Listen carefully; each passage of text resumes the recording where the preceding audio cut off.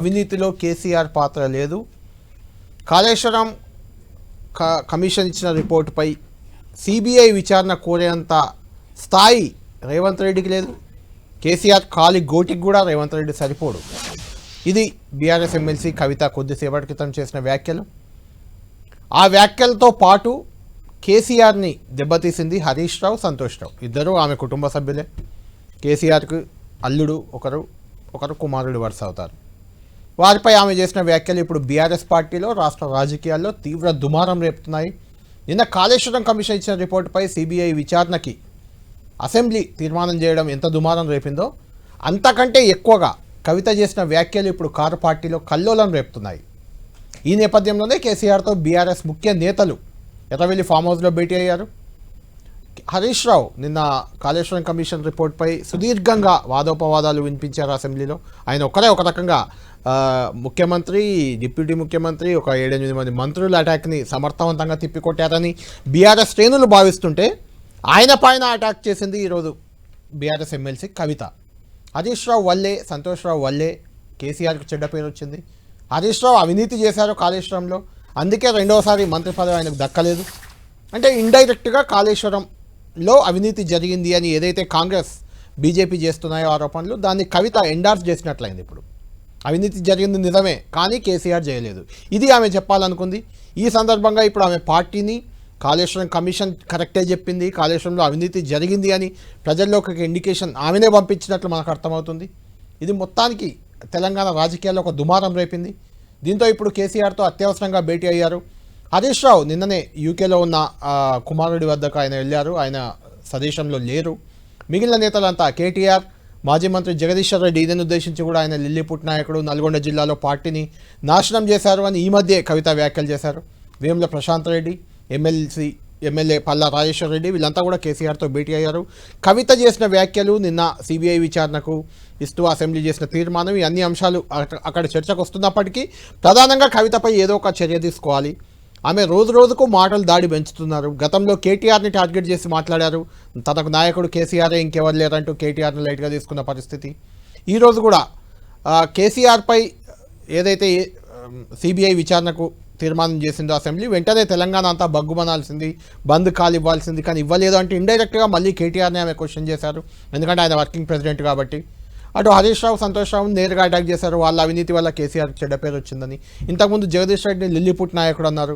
కార్తీక్ రెడ్డి, సవితా ఇంద్రారెడ్డి కుమారుడు, ఆయన చాలా రాజకీయాల్లో ఒక విలువలున్న కుటుంబం అది. ఆ కార్తీక్ రెడ్డిని ఉద్దేశించి ఆయన సైకో, బచ్చాగాడు అంటూ మాట్లాడారు. ఇలాంటి వ్యాఖ్యలతో కవిత పార్టీలో గందరగోళానికి కారణమవుతున్నారు. కవితపై ఏదో ఒక చర్యలు తీసుకోవాలనే డిమాండ్ అటు బీఆర్ఎస్ పార్టీ శ్రేణుల నుంచి వస్తున్న నేపథ్యంలో ఇప్పుడు బీఆర్ఎస్ కీలక నేతలు భేటీ అయ్యారు. ఆమెపై చర్యలకు రంగం సిద్ధమవుతున్నట్లే కనిపిస్తుంది. ఎందుకంటే బీఆర్ఎస్ అఫీషియల్ గ్రూప్స్లో, చాలా గ్రూప్స్లో కవిత పిఆర్ఓ, కవిత పిఏల నెంబర్లు, అంటే ఆ గ్రూప్లో, వాట్సాప్ గ్రూపుల్లో ఉన్న వాళ్ళని తొలగించారు. అధికారిక గ్రూపుల్లో నుంచి కవిత పిఏ, కవిత పిఆర్ఓలందరినీ తొలగించారు. ఎవరిని అందులో ఉంచలేదు. అంటే ఇక కవితను తొలగించడం ఒకటే మిగిలింది అనే ఒక చర్చ బీఆర్ఎస్ శ్రేణిలో నడుస్తుంది. కవిత ఈరోజు చేసిన వ్యాఖ్యలు పీక్కి చేరాయి. ఆమె కేసీఆర్ను వెనుకేసుకొచ్చే క్రమంలో పార్టీని ఇబ్బంది పెడుతున్నారు, పార్టీలోని నేతలను ప్రశ్నిస్తున్నారు. ఆమె దయ్యాలు, కోవట్లు అని ఎవరెవరిని ఆరోపించారో ఒక్కొక్కరి పేర్లు చెప్తున్నారు.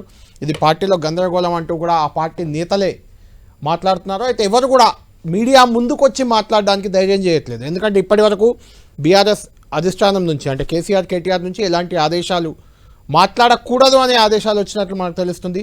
దాంతో ఎవరు రియాక్ట్ కావట్లేదు దీనిపైన ఇప్పటి వరకు. ఇది మొత్తం తెలంగాణ రాజకీయాల్లో మాత్రం దుమారం రేపుతుంది. దీనిపైన డిబేట్లో చర్చిద్దాం ఈరోజు. ముందుగా బీఆర్ఎస్ వాళ్ళు మాత్రం కవిత మాటలపై ఎక్కడ రియాక్ట్ అవ్వడానికి ముందుకు రావట్లేదు. పావని గారు మహిళా విభాగంలో చాలా కీలక నాయకురాలు, బీఆర్ఎస్ కరీంనగర్ నుంచి మనకు అందుబాటులో ఉన్నారు. ఆమెతో మాట్లాడాక డిబేట్లోకి వెళ్దాం. పావని గారు, ఏంటి బీఆర్ఎస్ పార్టీ ఉంటే ఎంత, పోతే ఎంత? కేసీఆర్ తప్పు చేయలేదు, కానీ హరీష్ రావు, సంతోష్ రావు అవినీతి చేశారు, వాళ్ళ అవినీతి కేసీఆర్కి అంటుతుంది అనే వ్యాఖ్యలు. అంటే ఇప్పటి వరకు బీఆర్ఎస్ కాళేశ్వరంలో అవినీతి జరిగిందని బీజేపీ, కాంగ్రెస్ చెప్తూ వచ్చాయి.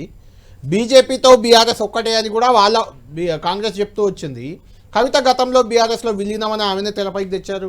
కాళేశ్వరం అవినీతిని ఒప్పేసుకున్నారు ఈరోజు. సంతోషంను అరెస్ట్ చేశారు, కానీ కేసీఆర్ చేయలేదని. ఏంటి అసలు ఏం జరుగుతుంది బీఆర్ఎస్ పార్టీలో? కవితే మీ పార్టీకి ఒక ప్రతిపక్షంగా మారినప్పుడు, స్వపక్షంలోనే విపక్షంగా ఆమె తయారైనప్పుడు ఏం చెప్పుకుంటారు మీరు జనంలో? మిమ్మల్ని ఎవరు నమ్ముతారు మీరు చెప్పేది? ముందుగా డిబేట్ లో పాల్గొంటున్న పెద్దలకు మరియు 10 టీవీ ప్రేక్షకులకు అందరికీ నమస్తే అండి. ప్రతిపక్షమా విపక్షమా స్వపక్షమా కాదు, అసలు బీఆర్ఎస్ పార్టీ ఉంటే ఎంత ఊడితే ఎంత అనే వ్యాఖ్యలే అతి పెద్దవి. ఎందుకంటే బీఆర్ఎస్ పార్టీ కేసీఆర్ గారి ఊపిరి, కేసీఆర్ గారు ప్రాణం పెట్టి మరి స్థాపించిండ్రు. ఆనాడు తెలంగాణ రాష్ట్రం దేవడం కోసం టిఆర్ఎస్ పార్టీగా ఆవిర్భవించి తర్వాత బీఆర్ఎస్ పార్టీగా ఆవిర్భవించింది.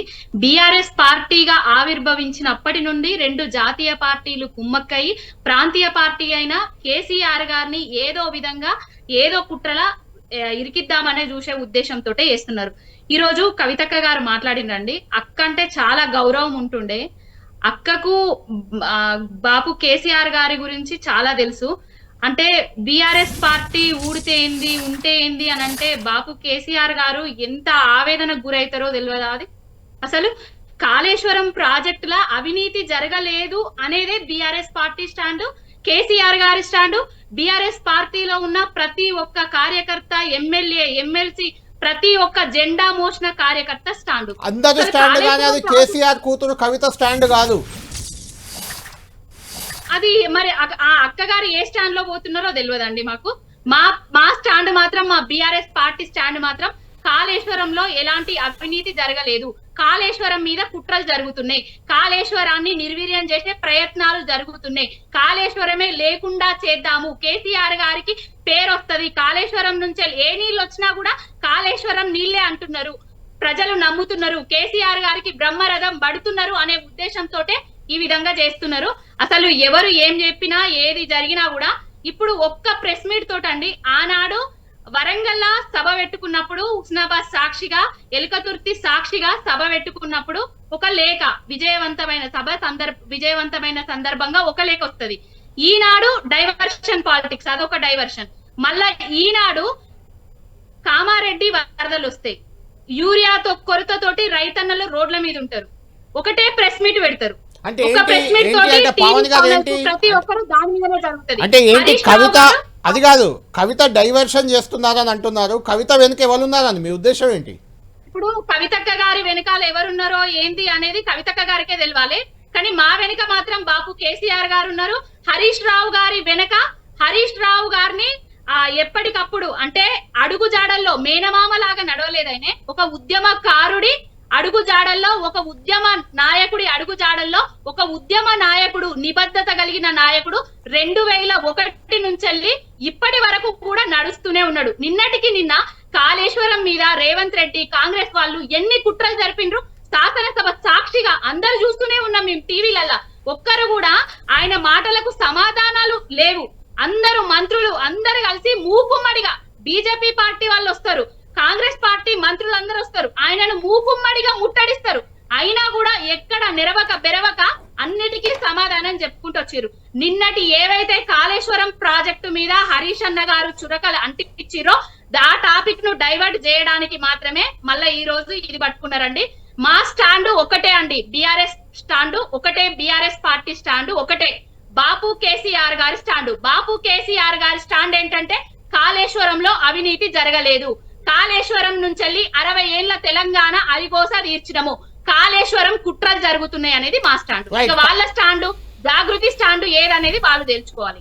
రైట్, జాగృతి స్టాండ్ రేవంత్ రెడ్డి స్టాండా? మీ సోషల్ మీడియాలో అక్కడ ఇక్కడ కవిత వెనుక రేవంత్ రెడ్డి గారు ఉన్నారని పెడుతున్నారు మీరు. అంటే దానికి సమాధానాలు కాంగ్రెస్ వాళ్ళే చెప్పాలి, మాకు తెలియదండి. బీజేపీ పార్టీ బీఆర్ఎస్ విలీనం అవుతుందని కూడా ఒకసారి చెప్పడం జరిగింది. అసలు విలీనం ప్రసక్తే మా పార్టీకి లేదు. ఇక రేవంత్ రెడ్డి స్టాండ్ ఉన్నదా లేకపోతే ఇంకో రెడ్డి స్టాండ్ ఉన్నదా అనేది మన చామల కిరణ్ కుమార్ రెడ్డి అన్న గారు ఈ రోజు ఉన్నారు కాబట్టి ఆయన చెప్పాలండి. రైట్, పవన్ గారు ఇప్పుడు ఇది పంపకాల దగ్గర వచ్చిన పంచాయతీ అనేది ఒక విమర్శ. రెండోది అసలు హరీష్ రావే నిన్న ఫైట్ అంతా చేసింది ఆయన్నే, అసలు విచారణ కమిషన్ వేసింది కూడా కేసీఆర్ హరీష్ రావు మీదనే. ఆయన్ని కాపాడే ప్రసక్తి అక్కడ ఎక్కడ కనిపిస్తుంది? కవిత ఎందుకు అలా మాట్లాడింది అనేది మీరు క్లారిటీ ఇవ్వాలి. ఇప్పుడు అన్నగారు కిరణ్ కుమార్ రెడ్డి అన్నగారు మళ్ళొక మాట అన్నారండి, ఏంటంటే ప్రాజెక్టులో లక్షల కోట్ల అవినీతి జరిగింది అని చెప్తున్నారు. అసలు కాళేశ్వరం ప్రాజెక్టు డిపిఆర్ 80,190 కోట్లు ఖర్చు అయింది 94,000 కోట్లు మాత్రమే. దీంట్లో 1,00,000 కోట్ల అవినీతి ఎక్కడ జరిగిందో వాళ్ళే నిరూపించాలి. ఇంకొకటి ఏంటంటే కాళేశ్వరం ప్రాజెక్టు తుమ్మిడిహెట్టి దగ్గర కట్టలేదు, మేడిగడ్డ దగ్గర కట్టిండ్రు, నాణ్యత లోపం జరిగింది అది ఇదని మాట్లాడుతున్నారు కదా. తుమ్మిడిహెట్టి దగ్గర 2008 నాడు శిలాఫలకం వేసిండ్రు కాంగ్రెస్ పార్టీ వాళ్ళు. మహారాష్ట్రలో ఉన్నది కాంగ్రెస్ పార్టీనే అధికారంలో, కేంద్రంలో ఉన్నది కాంగ్రెస్ పార్టీనే అధికారంలో, రాష్ట్రంలో అప్పటి ఉమ్మడి ఆంధ్రప్రదేశ్ లో రాష్ట్రంలో ఉన్నది కాంగ్రెస్ పార్టీనే అధికారంలో. కానీ తట్టెడు మట్టి కూడా ఎందుకు ఎత్తిపోయలేదు? కేసీఆర్ గారు 2014లో తెలంగాణ రాష్ట్రం వచ్చిన తర్వాత నీళ్లు నిధులు నియామకాల కోసమే తెలంగాణ రాష్ట్రం ఏర్పడ్డది కాబట్టి నీళ్లను తెలంగాణ ప్రజలందరికీ ఇవ్వాలి అనే ఉద్దేశంతో అన్ని అనుమతులు తీసుకొని మేడిగడ్డ దగ్గర కట్టడం జరిగింది. మేడిగడ్డ కూడా ఎన్నడూ లేని విధంగా వరదలు వచ్చి 25 లక్షల. అదే పావని గారు మీరు చెప్తుంది కరెక్టే, అంత గొప్ప ప్రాజెక్టు అంత బాగా కేసీఆర్ కట్టారని మీరు అంతా చెప్తున్నారు.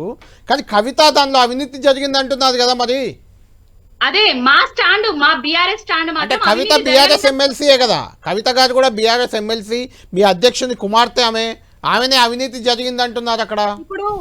ఇప్పుడు పావని గౌడు కేసీఆర్ గారి కుమార్తె కాదు, పావని గౌడు కేసీఆర్ గారి కుటుంబంలో వ్యక్తి కాదు. తెలంగాణ రాష్ట్రం ఆయన ఆశయాలు పంచుకున్నోళ్ళంగా ఒక కార్యకర్త, ఒక ఉద్యమకారుడి బిడ్డగా నేనైతే ఆమె మాటలకైతే ఆవేదనకు గురైనానండి. ఎందుకు పంచాయతీ, ఈ పంచాయతీ ఎందుకు వచ్చింది అసలు? కవితకి కేసీఆర్ గాని, కవితకి కేటీఆర్ గాని, కవితకి హరీష్ రావుకి సంతోష్కి గాని ఈ పంచాయతీ ఎందుకు వచ్చింది? మరి ఈ పంచాయతీ ఎందుకు వచ్చింది అనేది మీరే కవితక్క గారిని పిలిచి మీ 10 టీవీ ద్వారా అందరికి తెలంగాణ రాష్ట్రంలో పంపకాల్లో పంచాయతీ అంటున్నారు కాంగ్రెస్ పార్టీ వాళ్ళు. మరి పంచాయతీ ఎందుకు వచ్చింది అనేది ఆ కాంగ్రెస్ వాళ్ళే కూర్చుండబెట్టి మరి 10 టీవీకి తీసుకొచ్చి ఆమెను అడగండి, నాకు తెలియదండి.